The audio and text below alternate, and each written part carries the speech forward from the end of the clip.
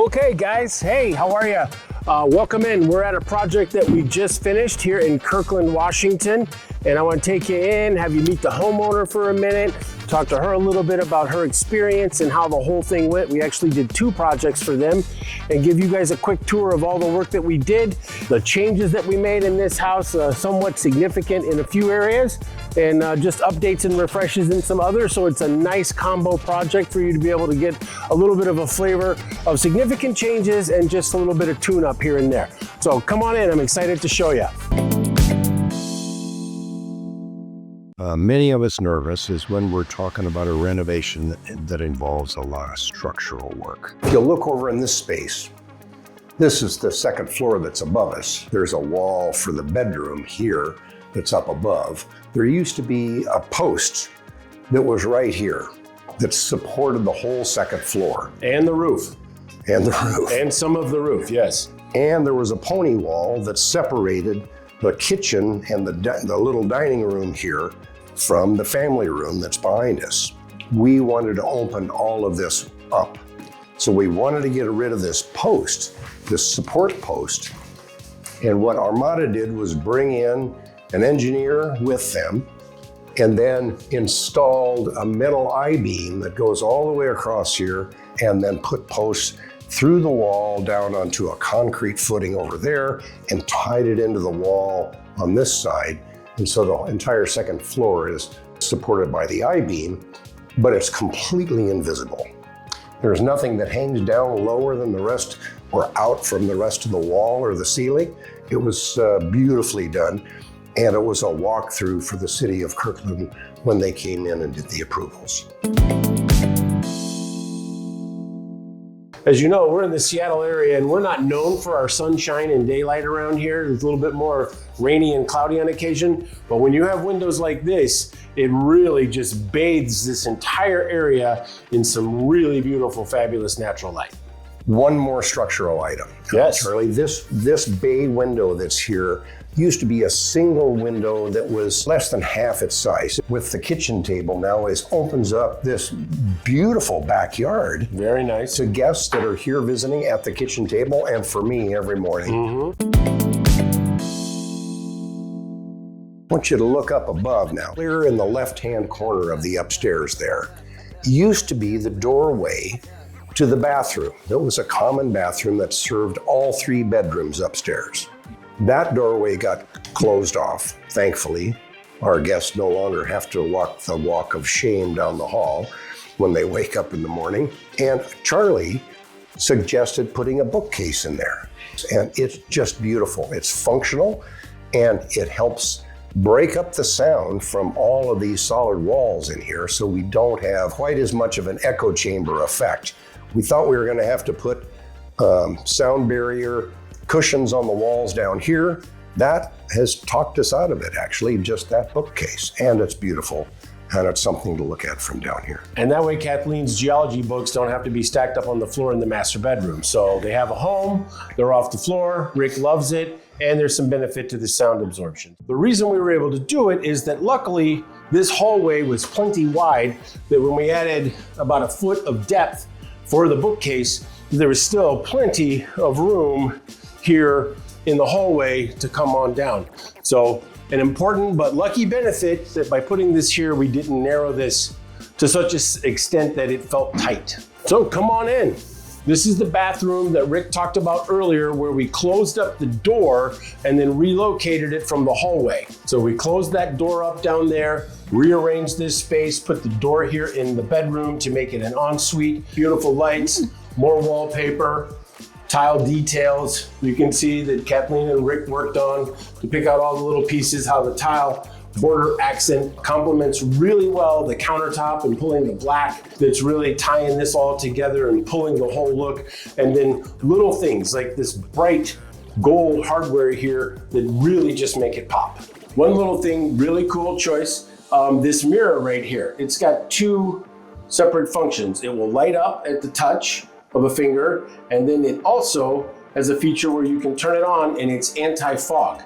so that when you're running the shower, you turn this on beforehand, and then you get out and the mirror won't be fogged up, so you can use it without having to wipe all of the condensation off of there. And then when you're done, you don't need that anymore. You can just pop it off, and then you can turn the light off on your way out. So really cool choice. When you're using natural stone, typically you will have to buy the entire slab, which can be 5 or 6 feet tall and 8, 9, 10 feet long. And you gotta buy the whole thing. But clearly you can see with the amount of slab that we needed in this application that an entire slab would have been way overkill. So Kathleen went down to our countertop fabricator, and they have a large selection area of what they call remnants, where there are some pieces of slabs left over when someone else bought and used part of the slab. So she was able to find this gorgeous stone in the remnant pile for something that we needed just this amount for, and they had that there, and we were able to use that and fabricate it and keep the cost way down for the countertop in this space versus having to buy an entire slab.